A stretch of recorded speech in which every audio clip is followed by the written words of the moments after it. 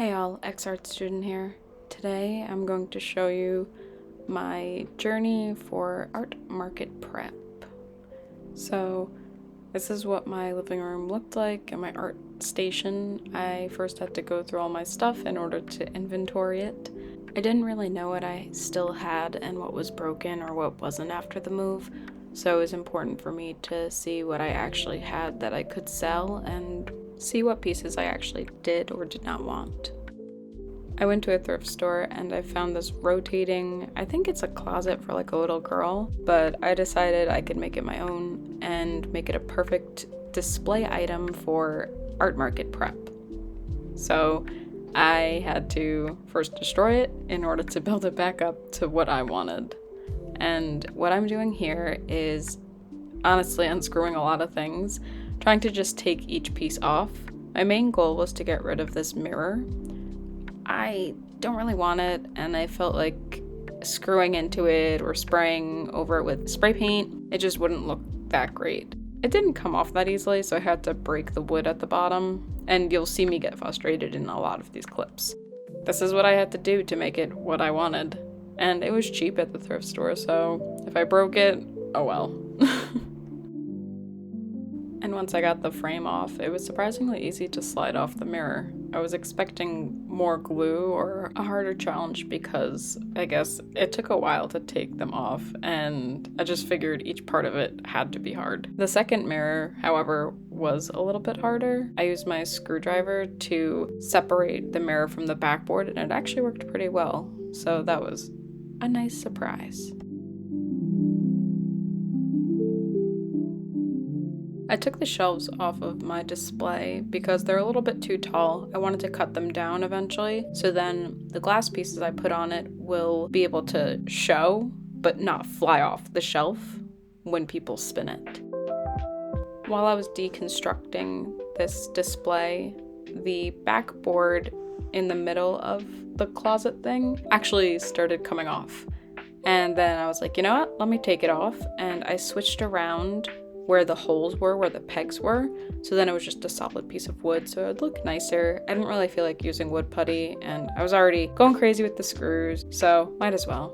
And sometimes when something doesn't work for me, I used the drill as a hammer. Honestly, I get pretty angry when I do some kind of construction or deconstruction that I kind of just act like a very angry animal and rip things.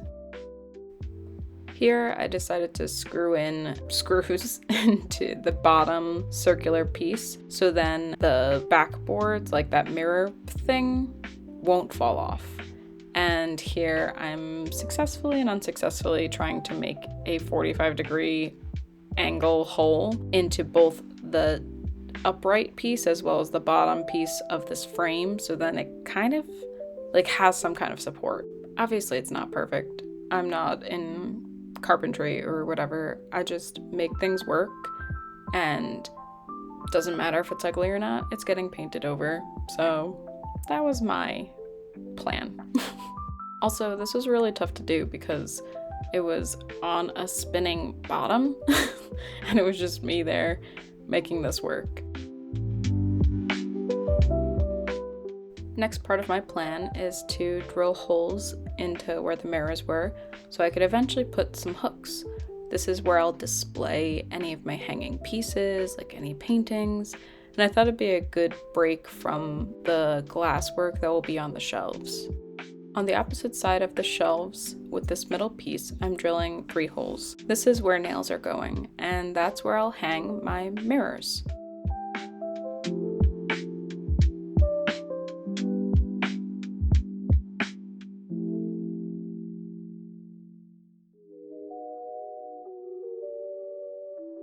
When I took out the screws to get the mirrors out, it also affected the shelves that were there.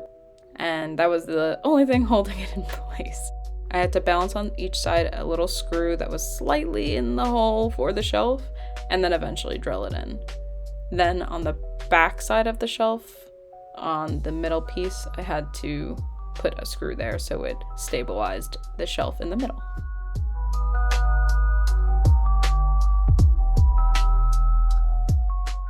Off camera, I used a jigsaw to cut the shelves. I was nervous about this and didn't know if it would actually work or not, so I just did it without any pressure of filming, and it worked out pretty well. It definitely was hard to do because it was a half circle. Like, I'm used to cutting on flat boards. And I inserted them and they worked relatively well. Some of them weren't so stable, so I did have to go in with some resin, and then I was like, you know what, let me go in with resin everywhere. This could be my way to secure everything just in case the screws didn't go all the way through. And I was like, okay, let me cut the nail so it's not poking people. Didn't work. So then it's like, all right, I have to figure out something else. The process of using resin and then the UV light, resin, UV light, it went on, and I just tried to cover all of the spikes that were here with that resin, so hopefully it got soft. I did this because I didn't want anyone looking at my products to get hurt while looking at it. Hot glue definitely worked way better, and it was a lot quicker. Next, I went in with black paint. I figured this display would look cool with black, and it'd be pretty simple, but I was also afraid it'd be too dark and wouldn't show all the products. I eventually realized, how shitty the paint was. It was just too watery. It wasn't covering a lot, and I knew I would have to do many layers, so I just went to Walmart and picked up a tarp and a bunch of spray paint. My idea for this was to first paint it in black and then use the color shifting spray paint. I figured if all else fails, I'll just make it all black. I also remember when I do my resin pieces, if I use iridescent powder, black looks a lot better as the base, and then putting the powder on it to create a really cool galaxy and deep shimmery look. I realized it was actually a good idea that I used the black because the color shifting spray seemed more like a glaze. So if I were to just put it on the closet with no paint, it would have been a shimmery pink, yellow, iridescent closet. I love how it turned out. The colors are so deep and dark and vibrant. Also, if a customer is looking at my stuff, they get to experience the color changing as they spin the display. So I think it worked out pretty well. Next, I moved on to wood. So this is actually a tree stump that I'm sanding down so it doesn't have any rough edges, and I could use it to put my laptop on. I like to play a video for people so they know that I make everything myself and that I also make videos. It also helps when people are like, oh, how'd you make this? Okay, here's a little taste of it, cinematic shots of me wood burning or painting. This is supposed to be moss on a sticky paper. You're supposed to peel off this white paper and it will stick onto whatever, kind of like a glue. I traced out my little wood circles and cut.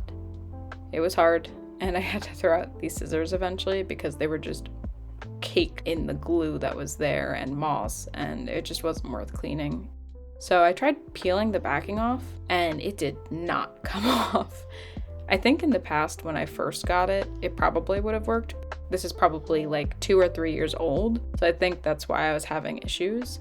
I just didn't want the white to show through when I put it on these wooden circles, because these circles were also going to be part of my display.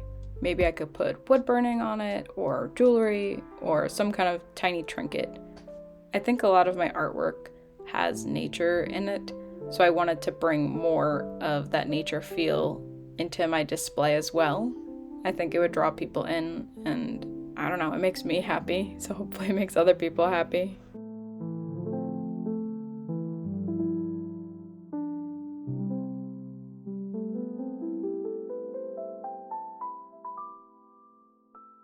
With these tinier circular wooden pieces, I put glue on them and I stacked them up. I figured my wood circles with the moss on it would look a lot cooler if they were at different heights, just because having a little bit of height to your display does make it stand out more and makes people kind of look at the product a little bit more. Lastly, I put some sealant on my circular display so then the paint wouldn't chip and it would look nice. I'm happy you tuned in. I'll see you next week. Thanks. Bye.